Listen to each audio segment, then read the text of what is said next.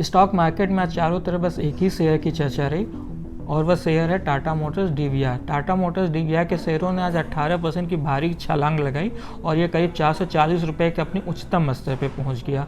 बाद में हालांकि इसमें थोड़ी सी गिरावट देखी गई और यह कारोबार के अंत में 12.42% की तेज़ी के साथ करीब 419.45 रुपये के भाव पे बंद हुआ। कंपनी के ये शेयरों में यह तेज़ी टाटा मोटर्स की ओर से किए गए एक फैसले के बाद आई है। टाटा मोटर्स ने मंगलवार को बाजार बंद होने के बाद बताया था कि वह अपने डीवीआर शेयरों को कैंसिल करके उसके बदले में सामान्य शेयर जारी करेगी। इसी फैसले के बाद टाटा मोटर्स डीवीआर के शेयरों में आज ये भारी तेज़ी आई। आखिर ये डीवीआर शेयर क्या होते हैं, इसके क्या फ़ायदे हैं, टाटा मोटर्स ने इन्हें पहली बार कब जारी किया था और अब इसमें निवेशकों को क्या करना चाहिए, आइए इस सब के बारे में विस्तार से जानते हैं। नमस्कार, मेरा नाम है विक्रांत सिंह और आप देख रहे हैं मनी कंट्रोल हिंदी। सबसे पहले जानते हैं कि आखिर ये डीवीआर शेयर क्या होते हैं।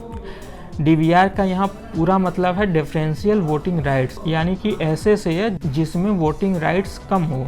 सामान्य शेयरों के मुकाबले डीवीआर शेयरों में वोटिंग राइट 90% तक कम होता है, यानी कि ये शेयरधारक कंपनी के अहम फैसलों में अपनी कोई भूमिका नहीं निभा पाते हैं या फिर अगर वो मतदान करते भी हैं तो उनकी वोटिंग का कोई खास असर नहीं होता, क्योंकि इनके पास जो वोटिंग राइट्स है वो काफ़ी कम होता है। इसका कंपनी के मालिकों को काफ़ी फ़ायदा होता है, क्योंकि वो नए शेयर जारी करके शेयरधारकों से पैसे जुटा लेते हैं और उसके साथ उनका कंपनी पे कंट्रोल भी बना होता है। अब यहाँ पे सवाल यह आता है कि अगर डीवीआर शेयरधारकों के पास वोटिंग राइट्स कम है तो वो उसे क्यों खरीदते हैं। दरअसल डीवीआर शेयरों को लाभांश यानी कि डिविडेंड ज़्यादा मिलता है।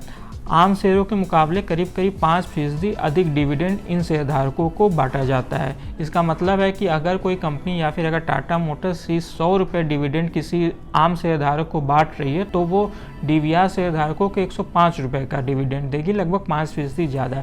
इसीलिए कई छोटे शेयरधारक सामान्य शेयरों के बजाय डीवीआर शेयरों को खरीदना पसंद करते हैं, क्योंकि इसमें इन्हें डिविडेंड का एक्स्ट्रा लाभ मिलता है। टाटा मोटर्स ने पहली बार इन शेयरों को साल 2008 में जारी किया था। बाद में 2010 और 2015 में QIP और राइट इशू लाके इन शेयरों की संख्या बढ़ाई गई थी।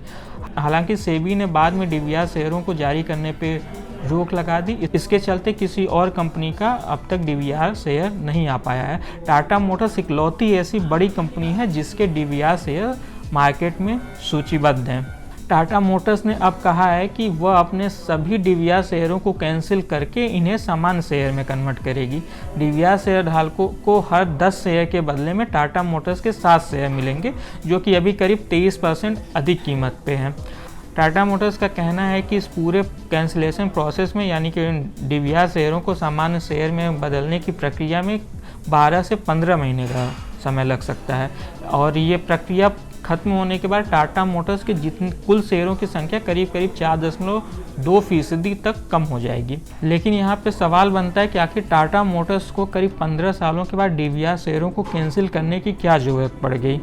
टाटा मोटर्स के chief finance officer PL Balaji से भी जब ये सवाल पूछा गया तो उन्होंने बताया कि दरअसल कंपनी अपने कैपिटल स्ट्रक्चर को आसान बनाना चाहती है।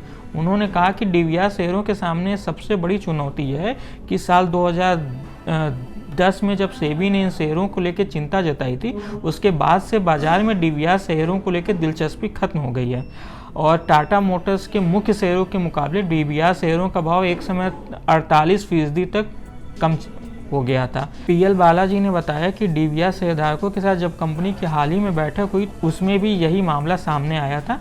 इसके बाद कंपनी ने इस पर काफ़ी विचार विमर्श किया और ये पाया कि कंपनी और डीवीआर शेयरधारकों के हित में यही सबसे अच्छा है कि इन शेयरों को कैंसिल कर दिया जाए। फिलहाल टाटा मोटर्स डीवीआर की 92% से अधिक हिस्सेदारी पब्लिक है, यानी और इसमें से भी 28.82% हिस्सेदारी म्यूचुअल फंडों के पास है और 18.92% हिस्सेदारी विदेशी शेयरधारकों के पास है। रेखा झुनझुनवाला की भी इस कंपनी में लगभग 1.92% के आसपास हिस्सेदारी है। निर्मल बैंक का कहना है कि इन शेयरों को कैंसिल करने से टाटा मोटर्स के कुल शेयरों की संख्या में 4.2% की कमी आएगी। इससे टाटा मोटर्स का EPS यानी कि अर्निंग प्रति शेयर ज़्यादा हो जाएगा। इससे शेयर पहले से ज़्यादा आकर्षक हो जाएगा, इसका वैल्यूएशन अच्छा हो जाएगा कि जो कि शेयरधारकों के लिए एक अच्छी खबर हो सकती है। ICICI सिक्योरिटीज़ ने भी लगभग इसी बात पे सहमति जताई है और साथ में उसने टाटा मोटर्स के शेयरों के लिए 699 रुपये का टारगेट प्राइस तय किया है। यहाँ पर हम ये साफ करना चाहेंगे कि ये टारगेट प्राइस ICICI सिक्योरिटीज़ की तरफ से है। मनी कंट्रोल कभी भी किसी को शेयर बाज़ार में बिना एक्सपर्ट की सलाह लिए पैसा लगाने की सलाह नहीं देता है। इस खास वीडियो में बस इतना ही। बिजनेस और शेयर बाज़ार से जुड़ी बाकी खबरों के लिए आप हमारी मनी कंट्रोल हिंदी की वेबसाइट को विजिट कर सकते हैं। इसके अलावा आप हमें यूट्यूब, फेसबुक, ट्विटर और इंस्टाग्राम पर भी फॉलो कर सकते हैं। Thank you.